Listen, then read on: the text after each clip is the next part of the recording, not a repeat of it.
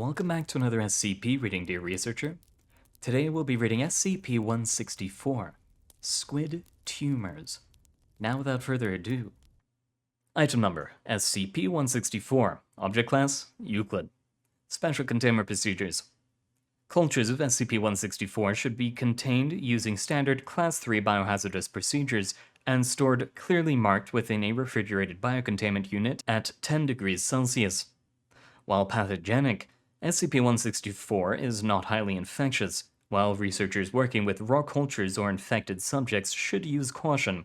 Latex gloves and face masks are generally effective at preventing the spread of the disease. Any personnel inadvertently infected will be subject to 6 months of chemotherapy upon first showing symptoms and surgery as necessary. Civilian outbreaks should be handled using cover-up procedure Aleph Beta Redacted for contagious materials. Description: SCP-164 is a strain of cancerous cells that causes sarcoma-like tumors in host bodies. While cell DNA appears to be primarily derived from human DNA, these cells now effectively exist as unicellular, asexually reproducing parasites. Several characteristics make SCP-168 remarkable. Firstly, SCP-164 is the only parasitic, or transmissible, cancer known to infect human beings. Strains are transmittable through an order of infectiousness: blood contact, sexual intercourse, skin contact, and airborne contact. Chemotherapy and surgery are affected in treating the disease in nearly all stages. The second characteristic is that tumors produced by SCP-164 that grow larger than a certain size will, in 75% of cases, follow normal behavior for cancerous sarcomas.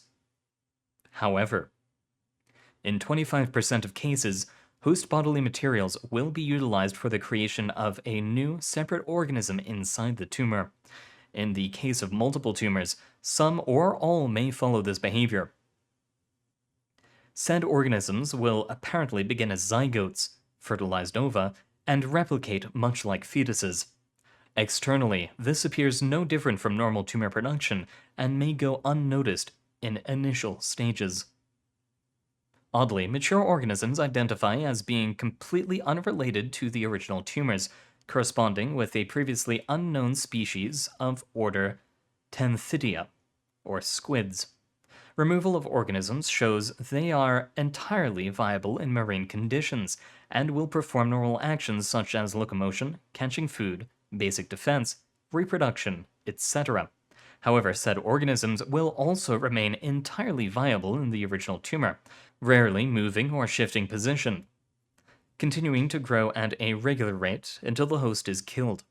The existence and nature of the organisms, SCP-164-2, is often not realized in civilian cases until biopsy or surgery reveals the developed organism.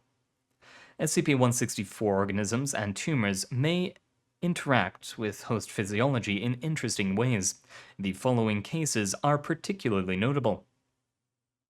Female D-Class, 23 years old. SCP-164 tumors spawned on uterus walls. Host body apparently recognized the tumor as a human fetus and was delivered normally, containing viable SCP-164-2 specimen after 9 months. Male, D-Class, 30 years old. Tumors spawned on the spinal cord, disrupting the central nervous system. As a result, movement from SCP-164-2 would occasionally cause the subject's limbs to flail, suggesting a cross-wiring of the nervous systems of the two organisms. A biopsy lent support to this hypothesis. Male D-Class, 25 years old. Tumors spawned near the esophagus and windpipe of the subject in a location that the ordinary growth would normally have blocked off the passages and quickly killed the subject. Instead, the growth of the tumors shifted to the back of the neck, preventing subject from dying before the normal point. A Foundation doctor suggests that this may have been a deliberate action taken by SCP-164. I know there was a dog cancer that turned into a dog STD, luckily nothing for cats, but I've never heard of anything growing to a new organism. Interesting. Hopefully we can get some more research done on this, and I'll let you know if we do. See you next time, researchers. It's been an honor reading for you.